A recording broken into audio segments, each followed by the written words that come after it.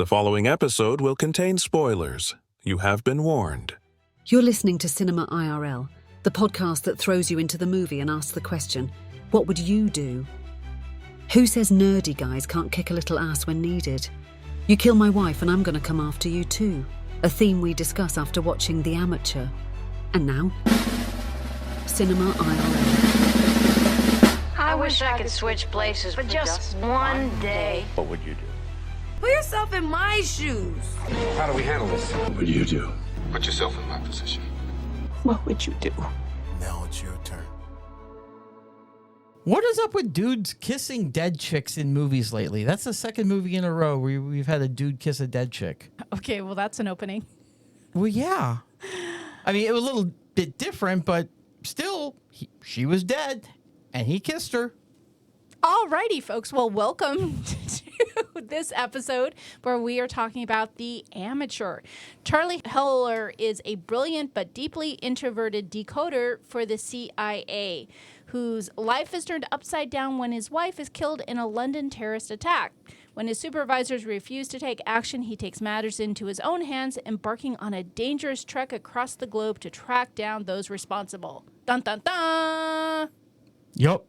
Yeah, that's the description. Yeah, our main character, Charlie, is very mild-mannered, small in frame, introverted, awkward, and does seem to have a very loving relationship with his wife, who goes off on a conference, and he decides not to go with her. And she goes, and they talk once or twice, and then sure enough, something goes wrong where the conference is. She gets taken hostage and is killed within minutes. Yeah, that's not a good way to start your day.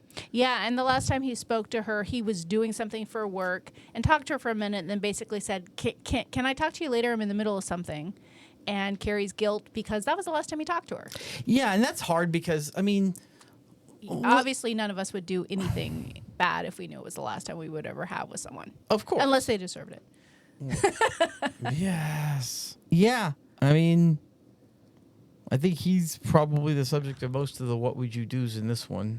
Yeah, and he gathers intel to find out who killed his wife and who this group of people were, and actually goes above and beyond what his job is, finds out the four people involved, and though it seems like they might have already kind of known who they were. Well, yeah, he goes to his bosses, lays out his whole story, has videos and documentations, and they kind of just look at him and like, yeah, you need to just go back to your desk.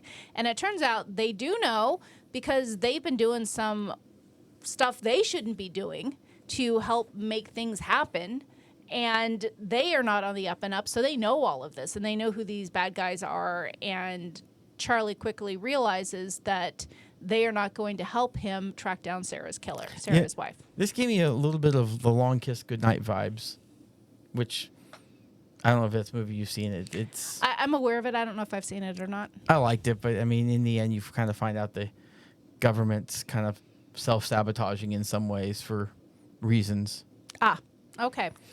So when Charlie realizes why his bosses aren't helping him, he goes to them and essentially blackmails them and says, I need you to help me make this happen, or else I'm going to release to the press, to your supervisors, to everybody what y'all have been doing. And if you're not going to take care of this, I'll take care of it. And you need to give me some training to go and seek my vengeance. Yeah.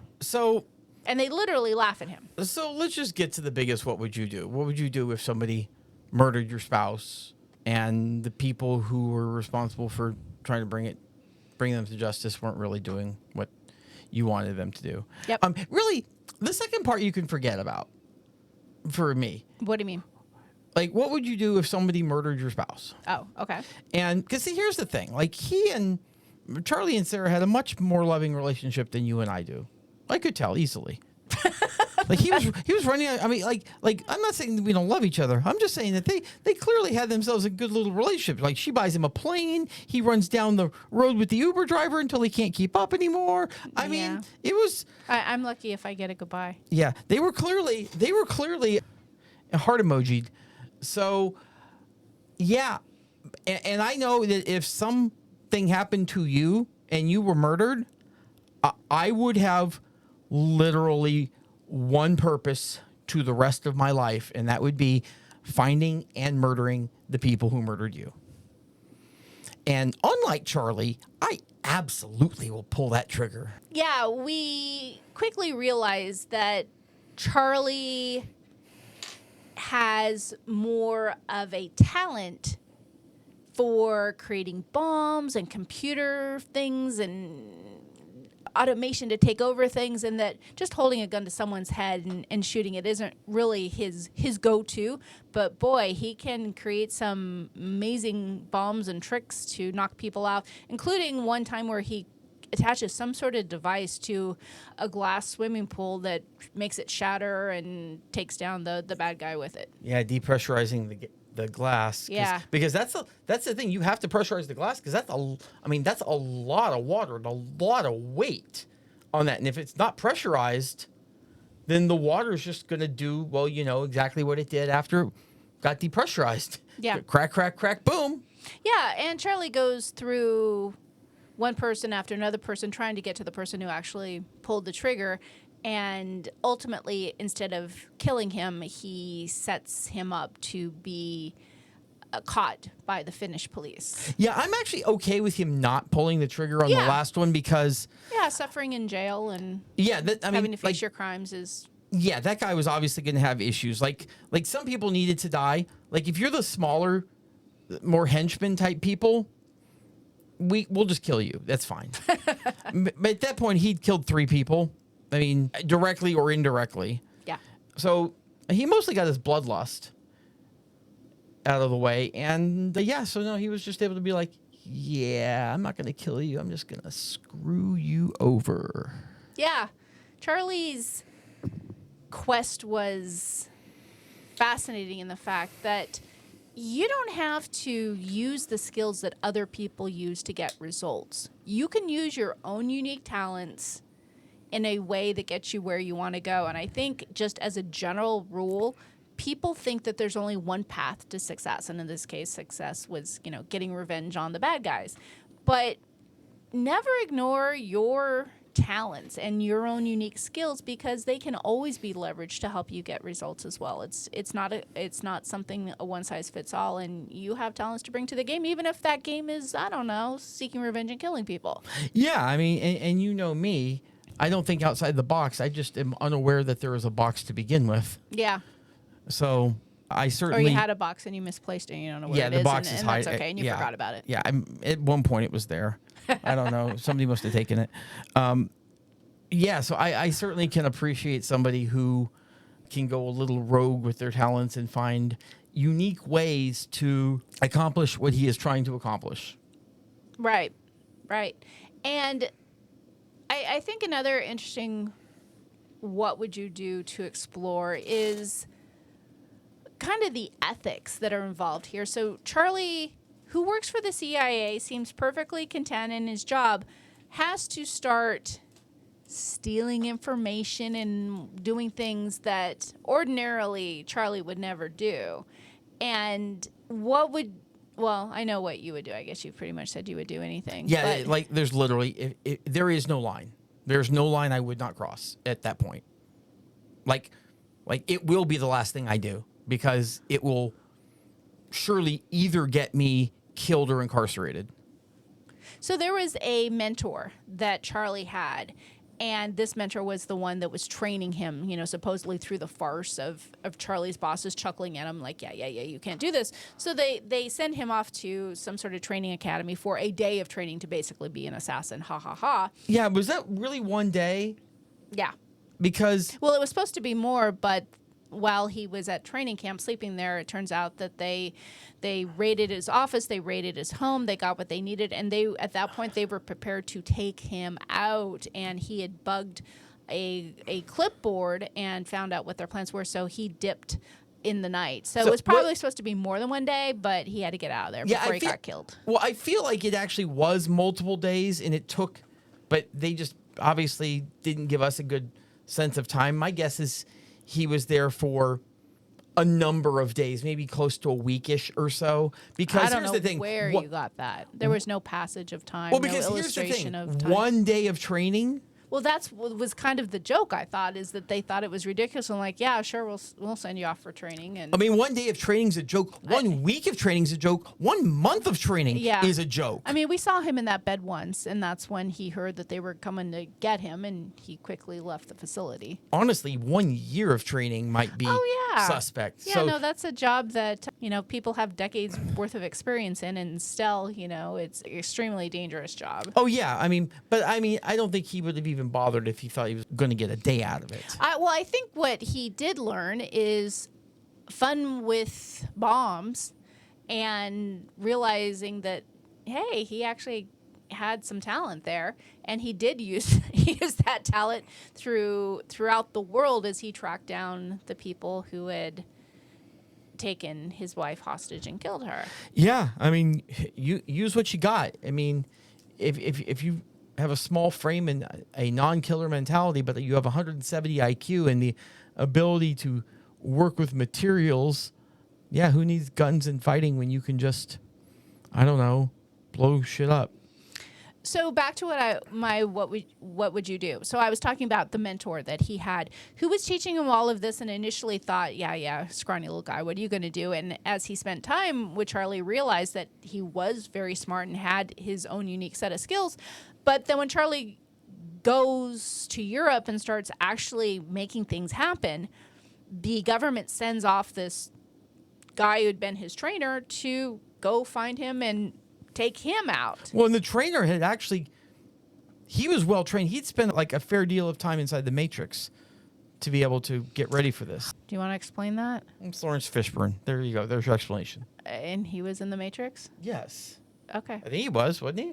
I didn't see the Matrix, so I don't know. I think he was. Anyway, so... Oh, hell, oh, my God. I hope I'm not racist. So what turned out initially to be a skeptic turned into somewhat of a friendly respect of Charlie and his skills. And then he's sent out to basically silence Charlie because Charlie's creating problems. And he tracks down Charlie. He chases Charlie. He tries to get Charlie. And Charlie actually one-ups him by setting off a bomb in a bathroom and creating a bunch of chaos. So at the end of the film... Yeah, he was Morpheus. Oh, okay. Okay, I thought so, but you made me question that. I didn't do anything. I just said, was he? Which I don't know because I haven't seen the film. So, yeah, send your hate mail. I haven't seen The Matrix. So, at the end of the film... I don't know that I actually have seen all of them either. I've just seen enough iconic clips of Keanu dodging bullets at, whatever. Please continue. Yes. So, the trainer ends up sitting down in the car when Charlie opens his car. He sits in the car after going to the market, and then at the end of the movie, the trainer sits in the car and basically says, good job. And what would you do if you had someone that, I don't know, kind of was gunning for you, literally, and then at the end, it's like, oh, you won. It's all good. Let's be pals again. Would you smile? I would have been fine with it because here's the thing. I think that if you're in that position, I was just following orders. You're a company. You're a company man, or in this case, the government, and he was doing what he was told. I was just following orders is not a good defense in today's world. No, and it depends on what those orders are. If the order is go hunt this guy down and stop him from killing our secret operatives, that's one thing. If it's go round up a bunch of people and throw them into an oven, that's a different thing. Okay. There's a difference between hunting down the guy who's trying to screw with your secret operatives and trying to genocide. Fair enough. So anything else you want to talk about on this very action-packed film? Yeah, I wouldn't have let the chick out of the bike. When he started dumping the pollen inside her. Because she was clearly asthmatic of some form? Yeah. So Charlie's first death is a woman who he investigates and discovers she goes to an allergy center. And she's in this kind of clear phone booth type thing. And has a mask on and she's exercising. So Charlie gets the doctor out of the room, winds up putting pollen into the system, so it starts pouring into her little chamber there, and she starts gasping for air. Yeah, I mean, I thought that was clever. well, yeah, that's his deal. He's clever. Yeah, he is. But that's the thing. Like, she wasn't saying anything, or wasn't saying anything enough that he could hear, and then he let her out.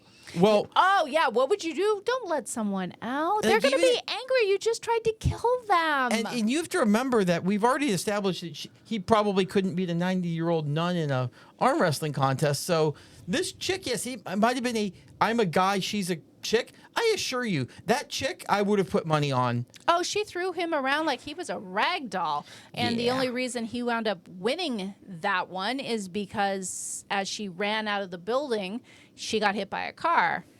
And so I guess that's a win in Charlie's column. But yeah, I agree with you. If you're trying to murder someone or hurt someone, don't give them a chance to, I don't know, get out and hurt you back. I mean, I know he wanted information. That was his primary thing. But also, you've got to think, you know what? I'd like to get the information from her, but I'm not screwed if I don't. Like, I can probably fight him on my own. Let the bitch die. Yeah. What? I'm getting an evil look here. Yeah, no, I mean, I did like that on the third one, after he got everything he wanted from the third one, that he was like, if you jump fast enough, maybe you'll survive. Yeah. Like, no, screw you. You gave me what I wanted, and you're still dead. And that's, boys and girls, that's the thing, too. If somebody's threatening your life and wants information, once you give them the information, they're probably still going to kill you. Yeah, I don't understand why anyone trusts the authenticity of information that's given under duress. Well, in fairness, in the third one, like, enough of what he said made sense to line up with, like, what's in the phone and everything. Yeah, but if you let someone go, then they're just going to warn the others. So you kind of have to take them out. Oh, yeah. No, no choice. You have no choice. Yeah, There is absolutely. no He's choice. got to die. Which, again, deservedly so.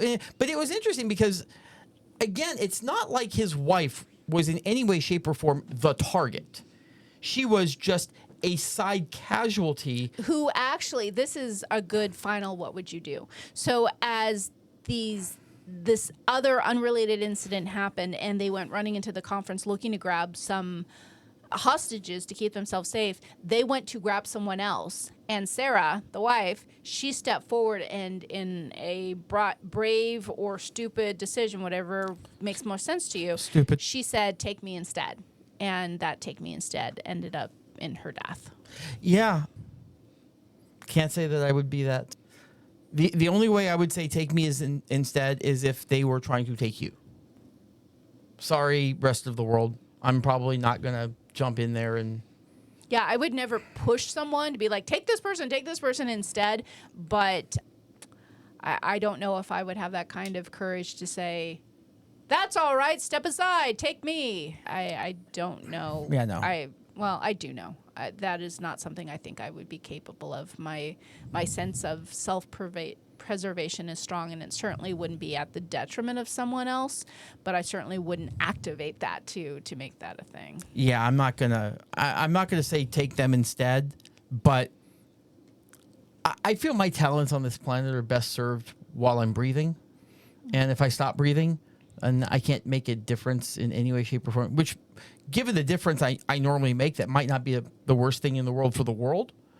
But I think there's possibly one instance maybe where I would do that, and the variables would have to be perfect, and the fact that I thought I would have a better chance of surviving and that the person being taken would have absolutely no chance. And in a situation like that, I don't think that was Sarah's Yeah, no, situation. and And you can't necessarily think that fast. yeah, you can't. It's sometimes thinking on your feet is It's almost insidious. like if you were caught in a Saw movie and you knew one of the challenges was coming your way and you were like, oh, I'm better at this than you are. Let me try, because that way I know they're going to have a lesser chance. I have a better chance. And, maybe in that kind of instance, I would step forward. But not unless it's Squid Games and you have to play the 5 Korean games. Yeah, heaven the help closest me. I we don't get. ever want to be in a Saw movie. Yeah, no. Yeah, but it's kind of like you said off air on various things before. Like, if something were to happen, if we were to have an active shooter situation, or we were to have whatever, anything that came up all of a sudden, to have some form of a plan. I think that's great and all, But kind of like Mike Tyson's quoted as saying, everyone has a plan until they get punched in the mouth. Like, you're good until you're not. And then you've got to, like, figure it out. Like, we can have this great plan, but if every aspect of our plan doesn't line up perfectly, or if you think irrationally, even for a moment, because you're probably going to think irrationally, your plan kind of goes out the window. And then if you have a full-on plan and one person is sticking to it and the other one's not, then that actually can be a massive issue. So you kind of have to have like this thing of like general guidelines of things that you would kind of try to do, but understanding that the other person could just completely freaking panic. That's true. Yeah. So have a loose plan. And also kill the person who killed your spouse. Always. We hope you enjoyed our episode. Thank you for listening. And to catch all the new episodes, please subscribe. We release 2 to 3 episodes weekly, so we'll have new content regularly. Until next time.